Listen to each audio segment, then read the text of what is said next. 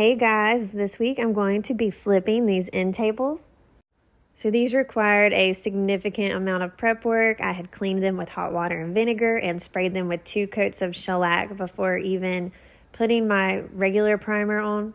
I just wanted to be absolutely certain that there was not going to be any bleed through issues before I started this project. So I had also filled the holes on my drawers, and I did that with a quick set Bondo. I think it's fast drying Bondo.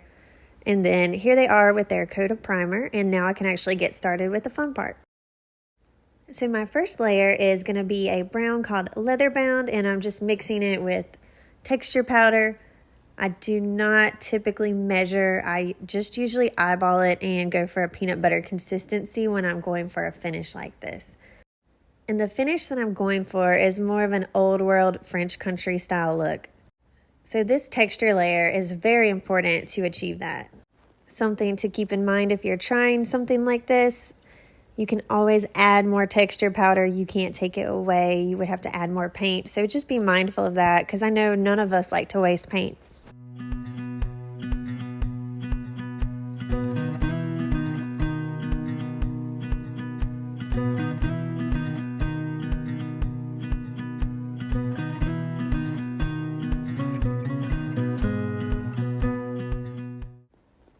So now I'm just dabbing it on in a stipple motion, and I'm trying to focus heavier on my edges and outer corners. And that way they have a thicker texture because they're going to be a little more distressed.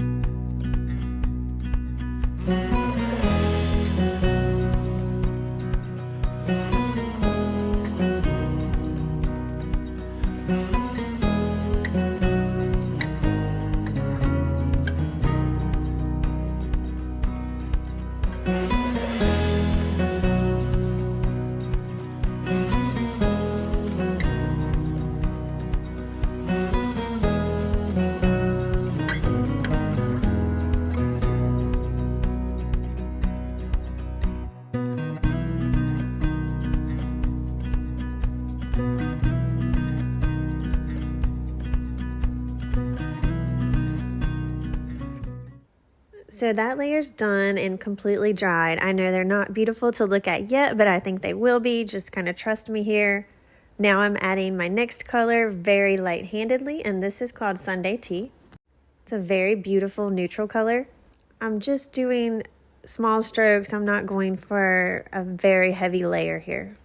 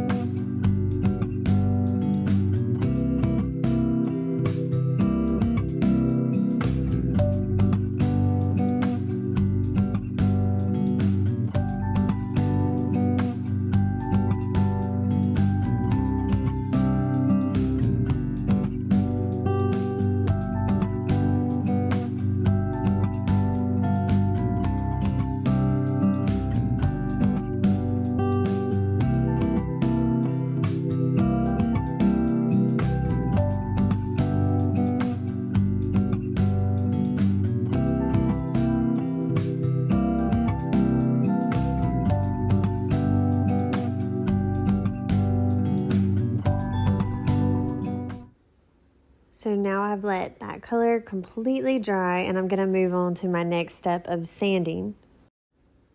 And I'm just going to sand with a block by hand, and that way I don't do too much that I can't go back from.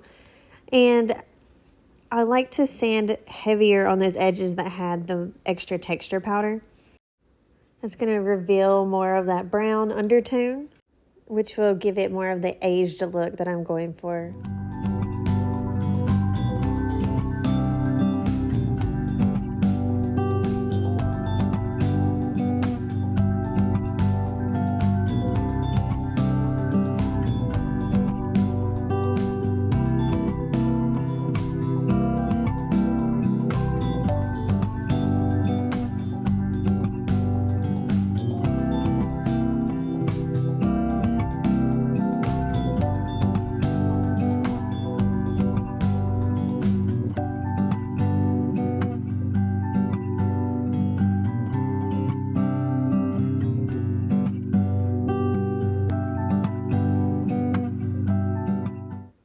So I like how this is looking. They even feel really good too. And I want to add some moldings to it. So I had laid out some molds that I had already previously poured, and some were actually clay, the ones that had the little patina look. And I'm just going over them with some Sunday tea, which is the main color that's on the body of the pieces.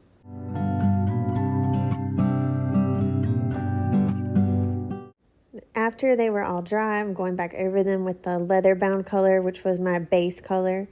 And I'm just giving them a little bit of a dry brush. And now I'm just using some clear Tite Bond to go ahead and apply them to my pieces.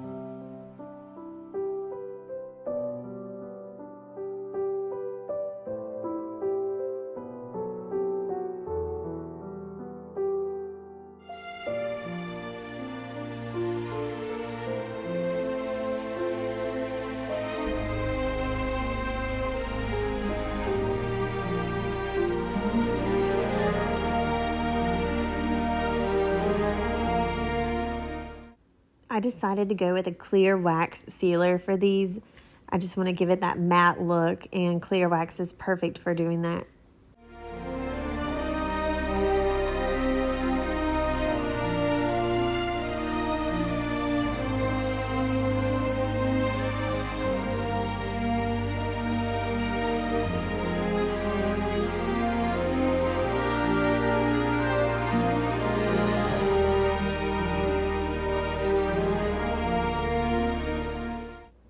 My husband is adding some apothecary style hardware for me.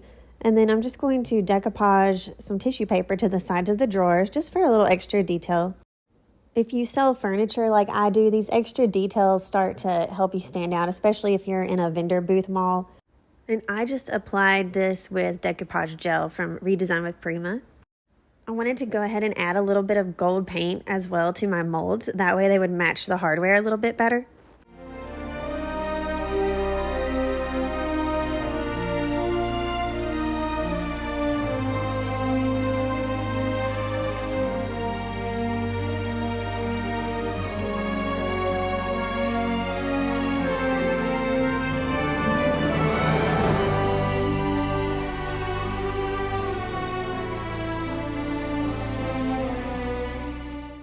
I also added some more details by painting my drawers and adding some gold stamps to the inside. I love how these turned out. They've got a really neutral look to them, but they're still very unique at the same time. This is actually my most popular selling color as well, so keep that in mind when you're doing pieces to sell. I hope you enjoyed this tutorial and it might have inspired you to try something different. Have an awesome week and remember to be kind.